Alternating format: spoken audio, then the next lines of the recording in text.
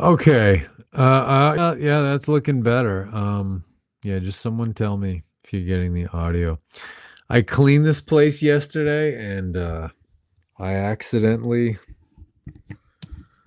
had pushed the mute button on this thing and had no idea.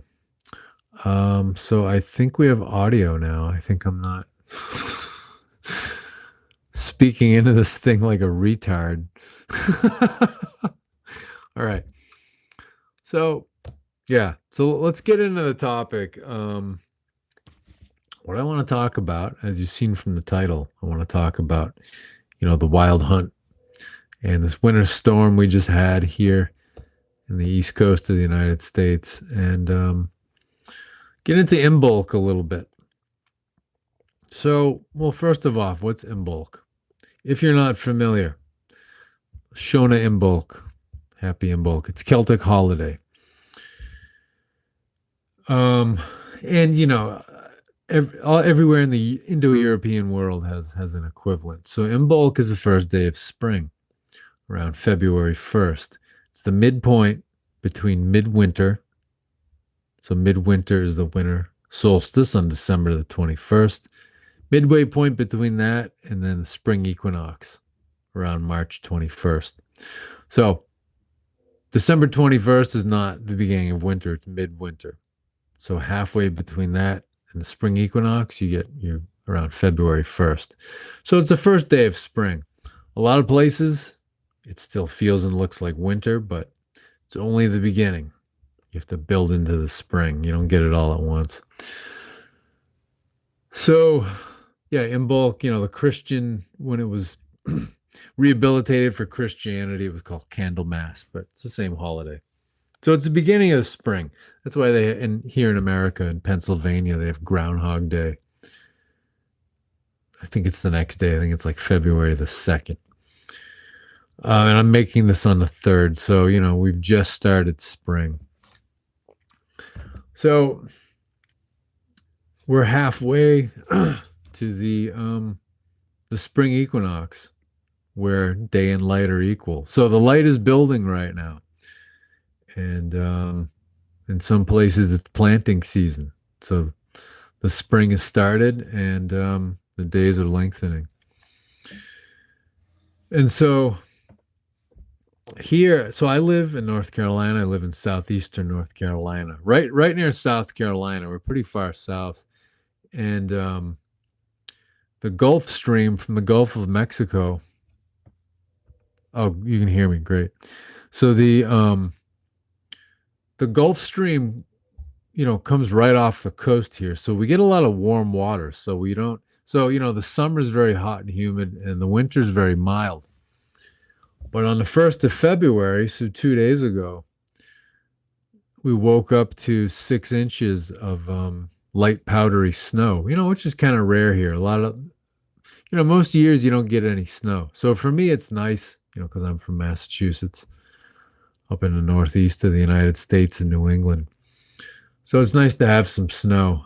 So it was a nice surprise. So that snow started falling for us on the 31st of January. So the last day of winter. We wake up on the first day of spring and we're in the winter wonderland. So it's pretty nice. So I think that's a good omen for the year to wake up like that, on the first day of spring, because for our ancestors in the Germanic lands, snow and ice falling from the sky was seen as cleansing energy coming from the heavenly realms of the celestial gods, the Asir, the Aesir, the gods of the heavens. The idea was that they send the snow and the ice to cleanse the earth, to break stagnation, to, out with the old, in with the new sort of an idea. And, the cleansing is not just physical, but it's also psychic. It's mental. It's emotional. When I say mental, it's both intellectual and emotional. But, the intellect is a very small part of the mind. It's a very small part of our mental activity. The word mental also pertains to emotion and to intuition. So things that are not intellectual, forces in your psyche that are much more powerful than the intellect. You can't live in this world without a functioning intellect, but intuition and emotions are much stronger, much more powerful, much deeper. And that's why people like to avoid them. So, yeah, go figure. So, yeah, so this snow and ice falling from heaven, the cleansing force from the home of the celestial gods in the heavens. And we even have the hail rune, the hagalage. It sometimes looks like kind of an H with the crossbar is a little diagonal, but then you also have the version of it where it looks like a snowflake. It has like the six arms, so it's like a prototypical snowflake kind of a shape. So right in the runes, you have that. It's a rune of cleansing. That's the energy and the meaning of it. It's voluntary cleansing. It's where you decide to cleanse your own mind and your own body before life forces you to do it and forces you into a healing crisis. So it's before you come to the brink of the healing crisis is the Hagalaj rune. It's when you see the writing on the wall that something in your life has to change. You need to stop doing something. You need to dump old behaviors, old habits, old ways of thinking, old patterns of emotion, maybe jobs, relationships, residences, and, move on to something else. So it's a voluntary cleansing so that you don't get your ass kicked by life. So, very powerful rune. So, yeah, so this storm was definitely cleansing in different ways. Now, one of the ways that I find very meaningful to look at, the winter storm season and the winter weather is the wild hunt. So the wild hunt was a way of symbolizing and understanding not only the winter season, but the season of Samhain and Yule. So Samhain, being the Celtic festival, and Samhain starts on what we call Halloween, so around October the 31st. Because November 1st is the first day of winter. So Samhain is a winter holiday. It goes from October the 31st and through the winter solstice, so till around December the 25th, once the sun starts moving north again from our perspective in the northern hemisphere. So it's about 2 months. It's almost 2 months. And Yule has overlap with Yule. The beginning of Samhain, around October the 31st, the Germanic equivalent is Alpha Blot. So Alpha Blot, it's the festival of the elves. So the elves in the Germanic spiritual tradition, the elves are the next stage in evolution that the human soul goes to. So when the human soul has worked through the syllabus of the earth school and it doesn't want to reincarnate anymore, and it's burned away all its attachments to earthly existence and the experiences that earthly existence offers, the soul moves on to being an elf, so to being an immortal, to being one of the ancestors. So the elves, they're the shining ones, the immortals, the perfect ones. They've graduated from Earth School, from the reincarnation process, and they basically become the teaching assistants in the Earth School. So they no longer live here physically, but they're still available to guide us and to teach us. So that's what Alpha Blot. So Alpha Blot runs, it's something like October the 28th through November 2nd. So it's celebrated at the beginning of winter. Now, what's special about that time from about November the 1st and even into January, because Yule, starts around the winter solstice, runs till about the 2nd or 3rd of January. What's special about this time is that here in the Northern Hemisphere, the Earth's magnetic field is very weak. It's the weakest that it is in the entire year. And so, because the magnetic field is the weakest, because the sun's influence is less strong, we are able to we get less interference between us and the spirit world. So the barrier, the static, basically the static between us and the spirit world is much less. So it's a great time to ask for guidance, to seek guidance, and to get in touch with the ancestors. So on the one hand, the ancestors are your biological ancestors. Another way to look at this word ancestors, again, it's more of our spiritual ancestors, the human souls that leveled up. They evolved. They no longer incarnate. They're basically ascended. They're ascended human souls. They're always there to guide us. But that time of year is extremely powerful to do this. So that's why Halloween is a holiday. That's why Samhain, Alpha Bloat, that's why they are these holidays. And this is the time of the year, if you want to do psychedelics, that's the time to do it. I think the time of psychedelics is over. I think that's a Kali Yuga thing where it's very difficult to access spirituality and the spiritual realms. We've been out of Kali Yuga since 1700. So I think that time is over. I think, if someone is stuck in materialism and they need an experience to basically de-pattern themselves and break themselves out of materialism, I think psychedelics are good. It just shows you that there's more than what is visible. There are more things that exist. There are more beings that exist, and there are more realities that exist than what we can see. So that's the value of them. But I don't recommend them as a lifestyle. I think it fucks you up. It makes you weaker, makes you insecure, makes you mentally ill if you use psychedelics as a lifestyle, like microdosing, for an extended period of time. But so anyway, yeah, if you're gonna do that stuff, you do it in the winter. You do that from November 1st through the winter solstice, maybe early January, to help you receive this guidance from the ancestors. And then you move on. You don't do them all year. It's irresponsible, I think, to do them outside of that window, because mushrooms grow in the fall.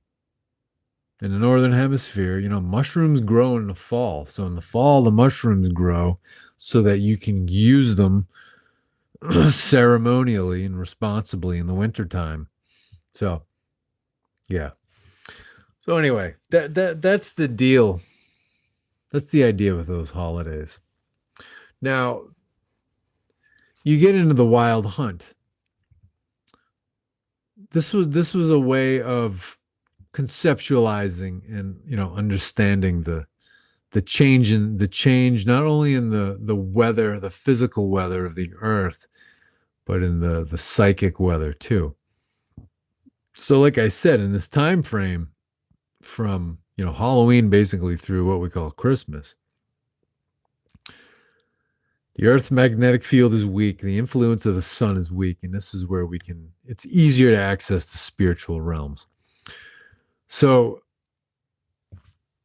the wild hunt coincided with this, 2 months of Samhain.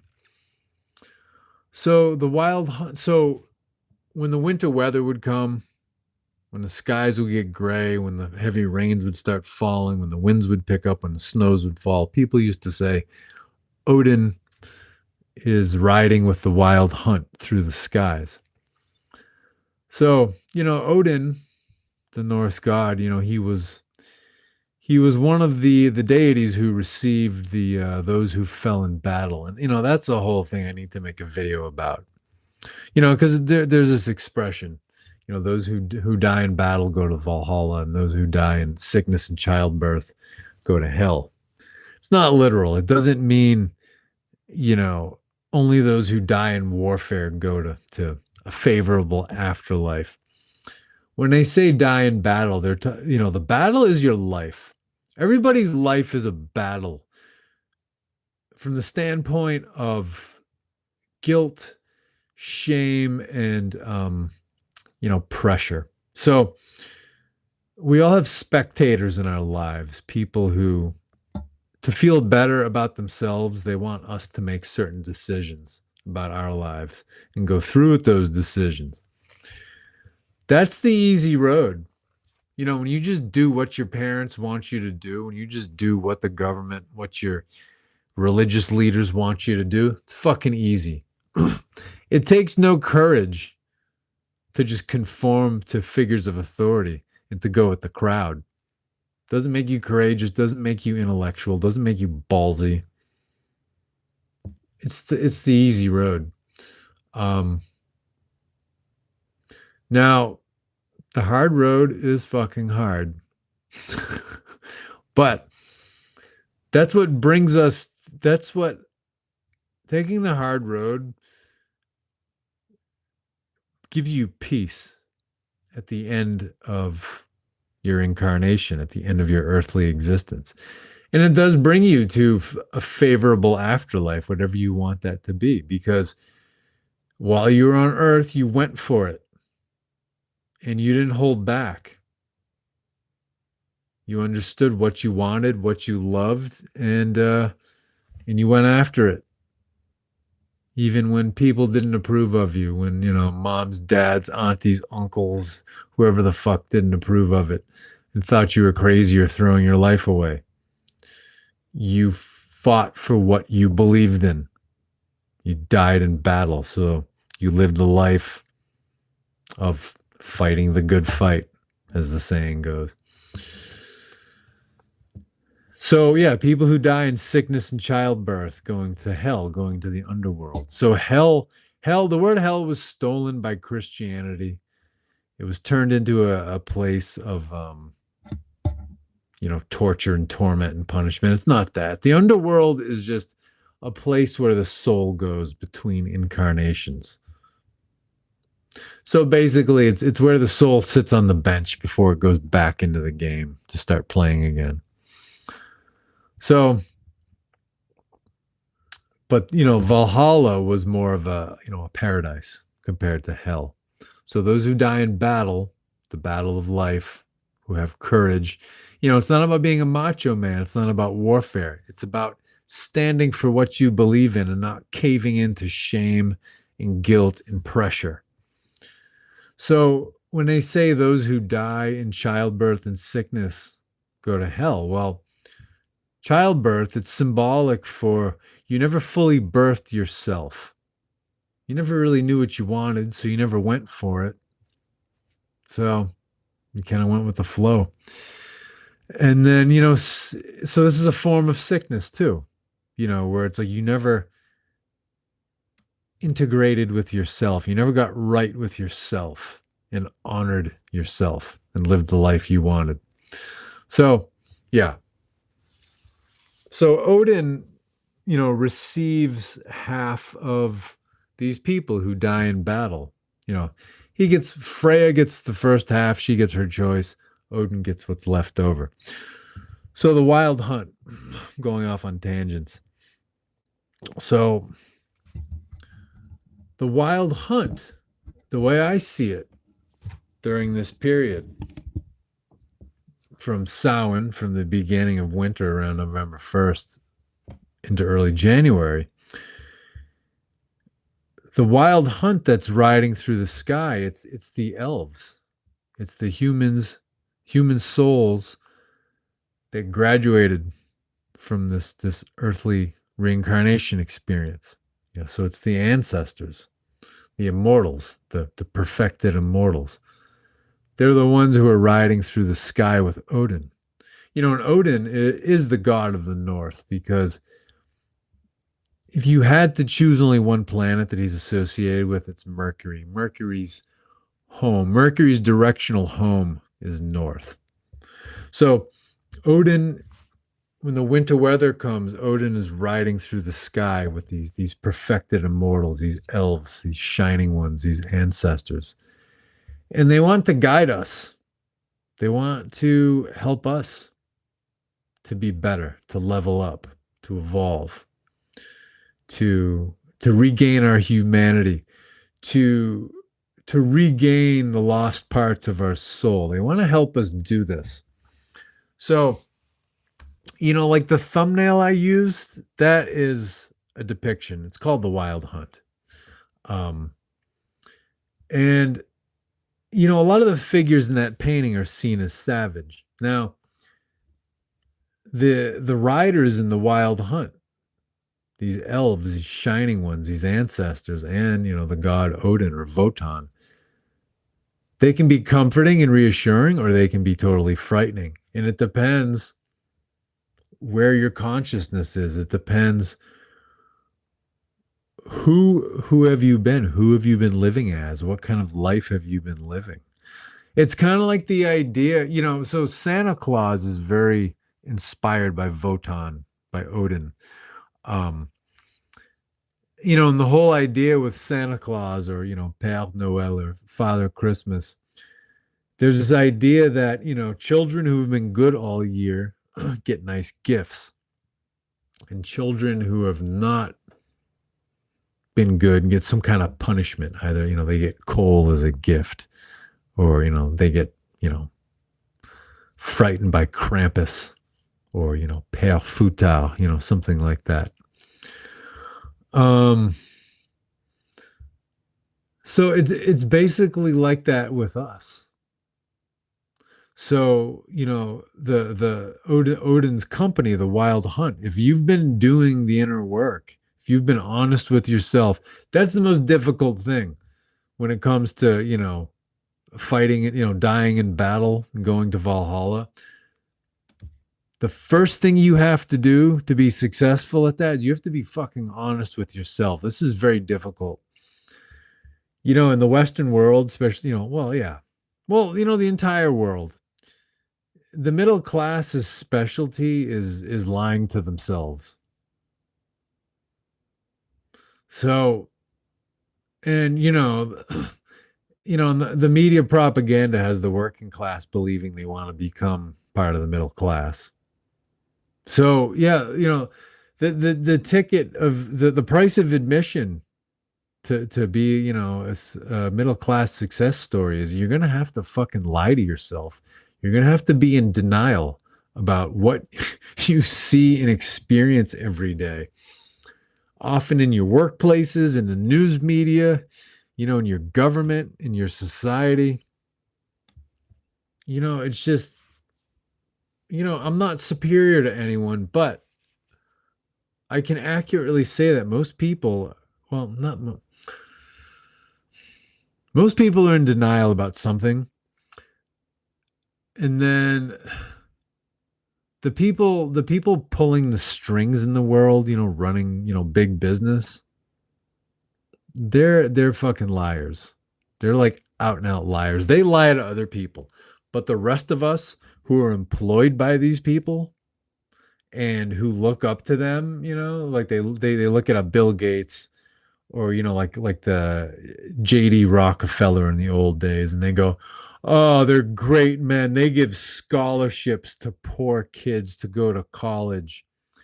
It's like, you don't think psychopaths can donate money and send people to college? Like, you think these people because they do this? So if you think they're great men because they donate money, and it doesn't cross your mind that they're doing this to cover their own asses and making themselves look good, then you're in denial and you're fucking lying to yourself. So the point is to this, if you're lying to yourself, you're not fighting the good fight, and you're not dying in battle and setting yourself up to go to Valhalla. You're setting yourself up to die in sickness and childbirth and go to the underworld. And you may have to live this life all over again, um, to get it right, to get it more right. Um, so yeah, if you're in denial and you're not, fighting to live your best life, your most authentic life, and to be who you want to be, then the wild hunt is going to look like a bunch of frightening monsters. And Odin himself is going to look like a frightening monster. And they're going to look frightening because they're trying to wake you up. And this is why a lot of people are very scared. They're scared of the spirit world. They're scared of astrology. They're scared of people who are mediums who can channel spirits and give guidance. They're scared of all things spiritual that are not rosary beads, church services, and the lighting of candles, because they're in denial and they don't want to be woken up from it. They don't want a deeper truth. They don't want to hear raw truth because they know that they're fucking off. So yeah, that's why even practicing pagans, it's like some of them are scared shitless of Odin. They're like, "Oh, don't speak to Odin. Don't ask Odin for help. Oh man, he's gonna fuck your life up." And it's like, well, there's some truth to that, because if you're in denial and you're keeping yourself in stagnation, it's like he's gonna fuck you up, and he's gonna make you, he's gonna push you to make changes that are gonna be very uncomfortable. So that's why there's so much fear around him. And there's a big thing in the lore of Odin. It's that he's the victory giver. So before battles, both sides would ask him to grant victory. And in the sagas, what was always consistent was that Odin helps those who prepare. Those who prepare for battle get his assistance. Those who do their training, who do their inner work, who are honest with themselves, who do self-reflection and find their own bullshit and seek to be free of it, those are the ones he helps. So to the people who get prepared, his presence and the presence of the shining ones, of the elves, of the ancestors, it's comforting and reassuring. So it's about where you meet it.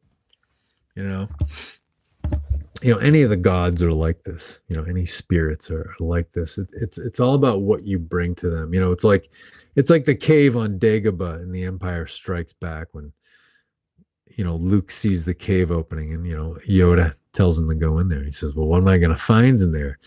Yoda says, "Whatever you bring in is whatever you see in that cave is what you bring in."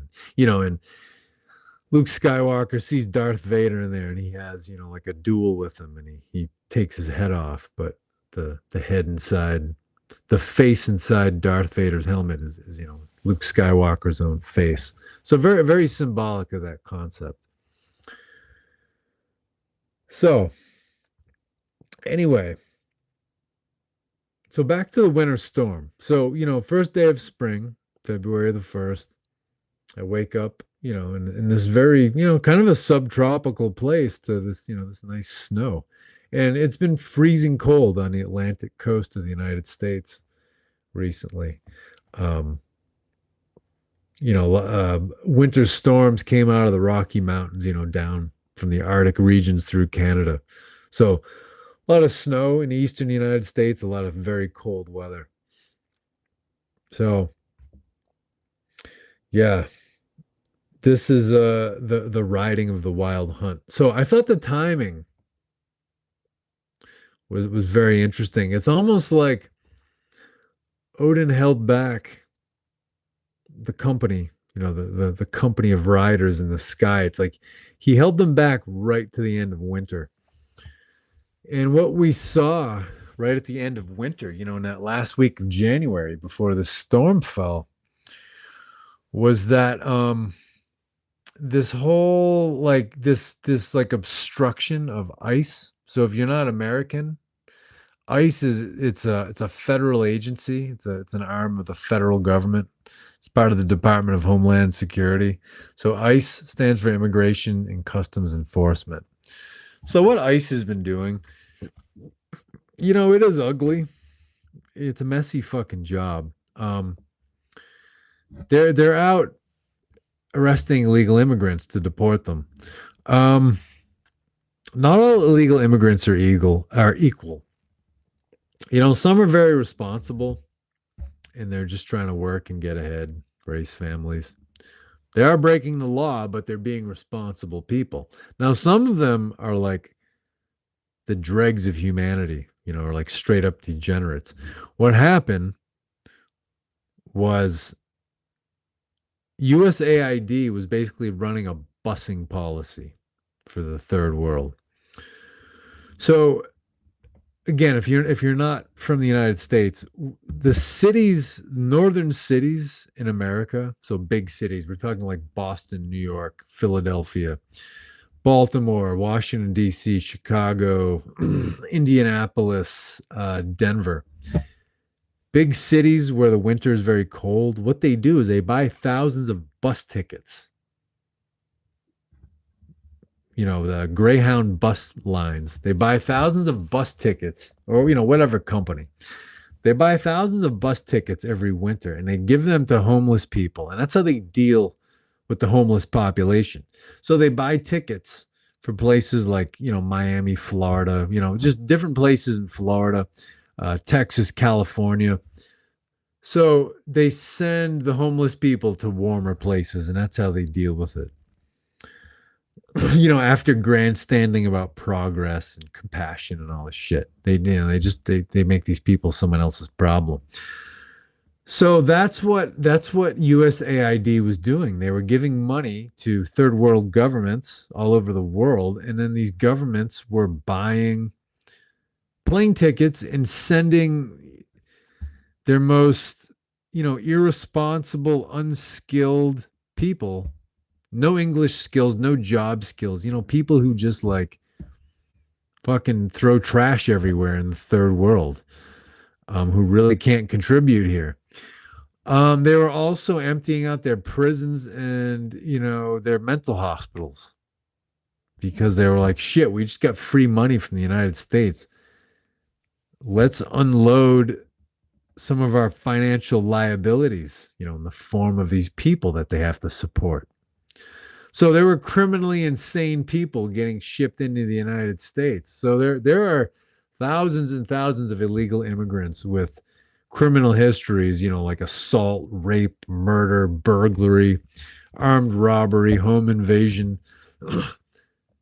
The idea is for ICE to go after those people, but they fuck up, they get the wrong people, they go after, people who are just illegal immigrants who are just minding their own business. It's very messy. And there are limousine Bolshevik billionaires who pay protesters to go raise hell and burn cities down. So it's like basically Wotan Odin held this cold weather back until the absolute right time. Now, these people who go out and, they either get paid to protest and riot or they just do it for fun because they want to burn something and they want to steal shit. They're fucking slackers. So they really don't have the commitment to be out in the cold weather. So this cold weather has kept a lot of these people indoors, and thank God. And also, in the middle of this cold weather, Tim Walz, the governor of Minnesota, at first when ICE went into Minneapolis, he was, he was crying, he was playing the victim, and he was comparing himself to Anne Frank during the Holocaust, and that Donald Trump was, Hitler, and ICE is the SS and the brown shirts. And then he has a and then he got thrown under the bus by the Democratic Party because he's wrapped up in the Somali daycare scam. The Somali fraud, the fraudulent daycare scam. he's wrapped up in that. So the Democratic Party said, "You're not running for governor. You're not running for any national offices. You finished."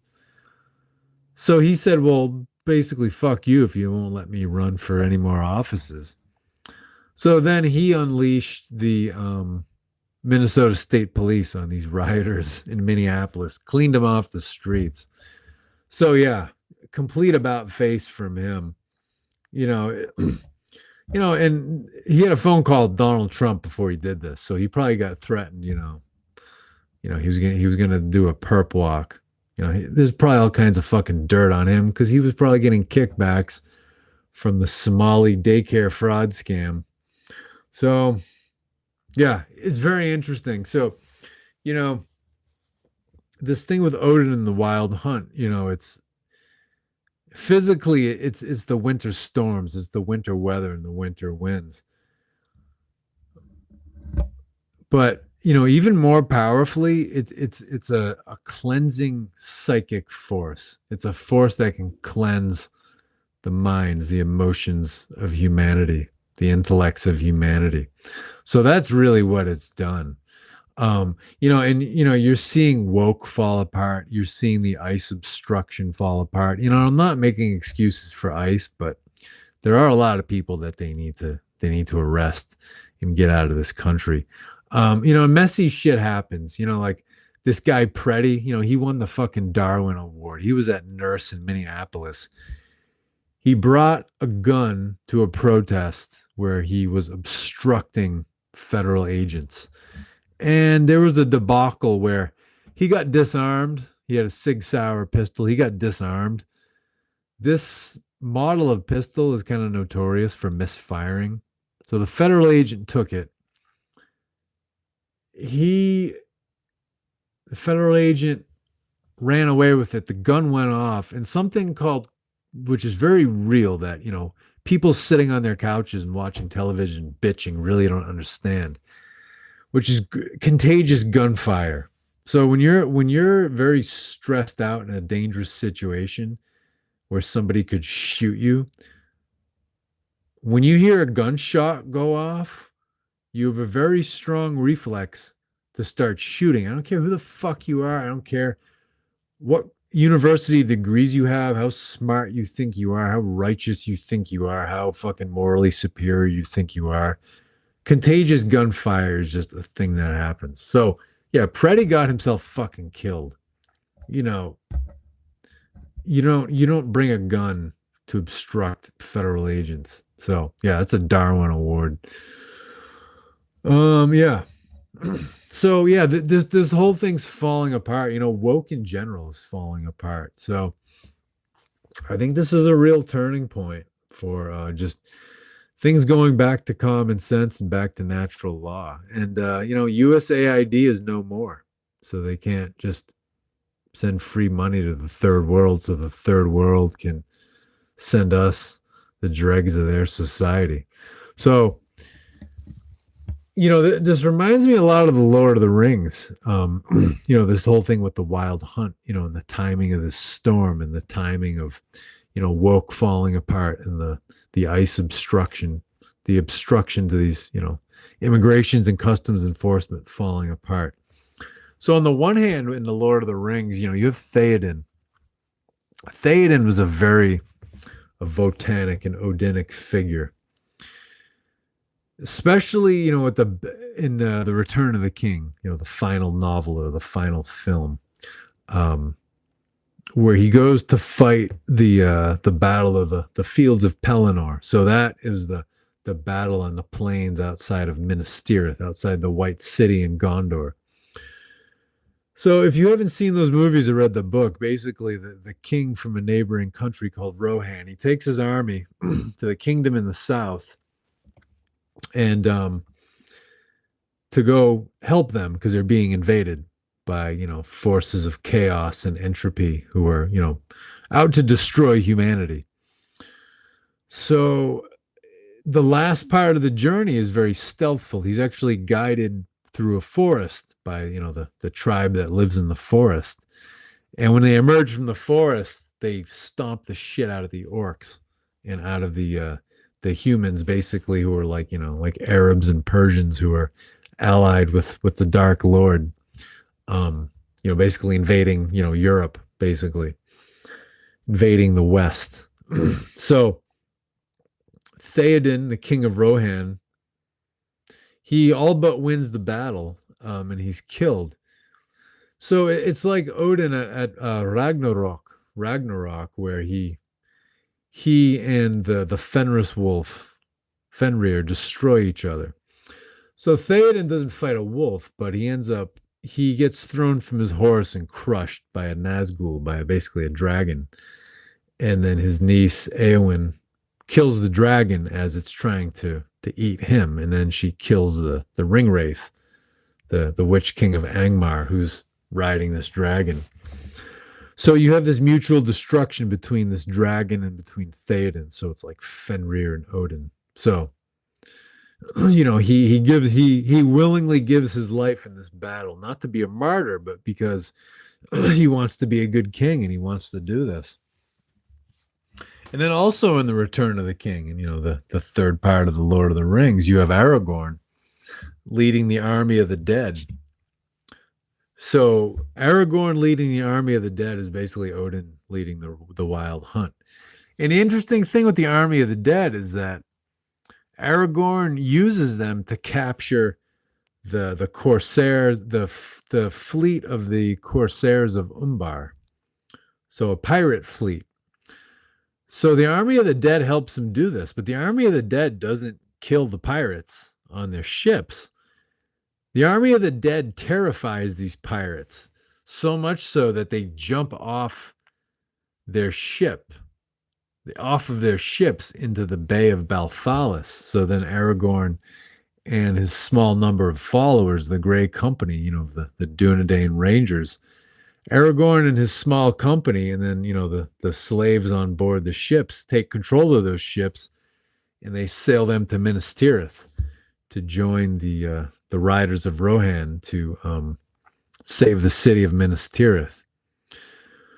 So, yeah, very, very, very Odinic, very, wild hunt sort of symbolism with Aragorn and the Grey Company and the army of the dead.